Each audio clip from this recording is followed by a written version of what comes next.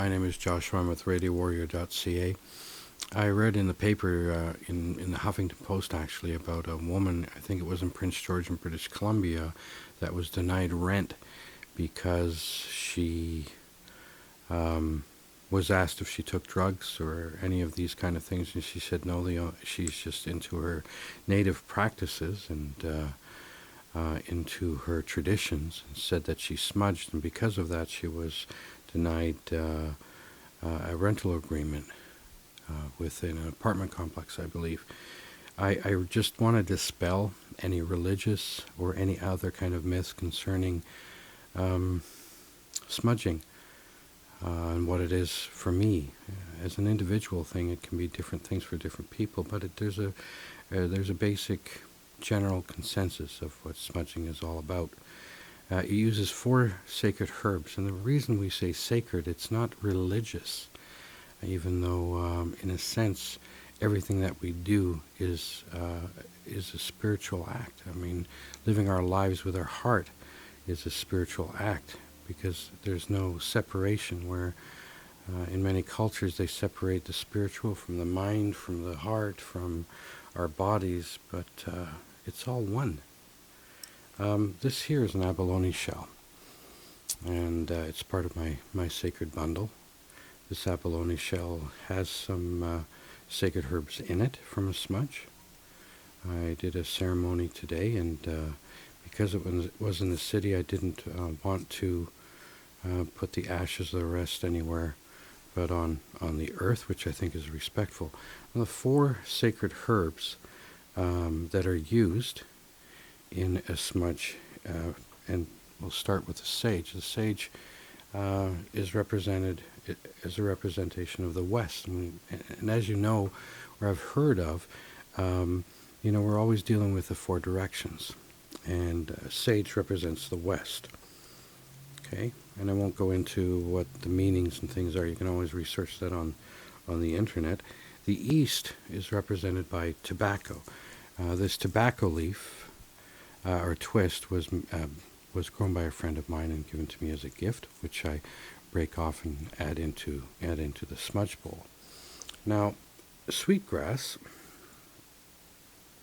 is represented by the north. Here's a large braid of sweetgrass, as you can see here, and here's a shorter piece. I usually cut this off with my knife, and I put it in my smudge bowl when I do a smudge.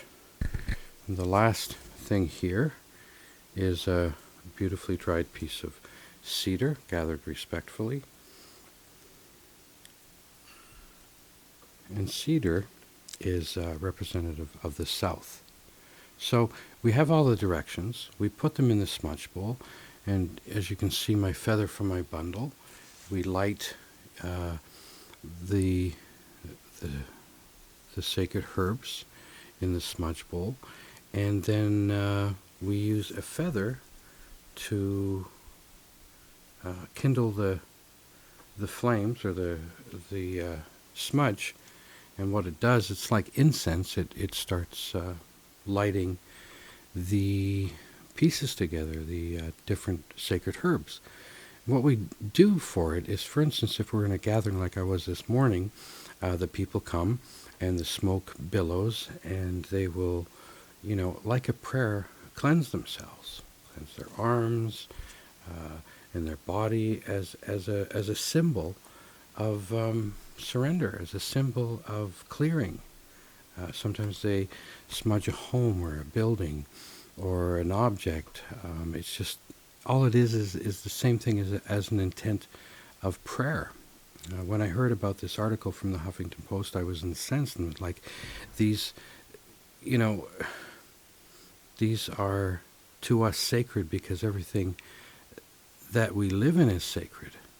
Our spirit, our minds, our bodies, the earth. They're not separate from us. These are sacred objects because we're sacred. Everything around us is sacred. One of the reasons why we stand up against fracking and stand up against the pipelines is because we know Mother Earth is being killed. So we're the last stand. And we'll stand up to stop these things because, you know, it suffers the sage, it suffers the sweetgrass and the tobacco and the cedar, which we need to take care of. This is a simple example of respect before Mother Earth and the Creator. And that's all smudging is. Cleansing and a clearing and a kindness that has been given to us, passed down through many, many generations. So read up about it. Look on the internet. Research. Don't make judgments that it's ungodly or satanic, because it surely isn't. Thank you.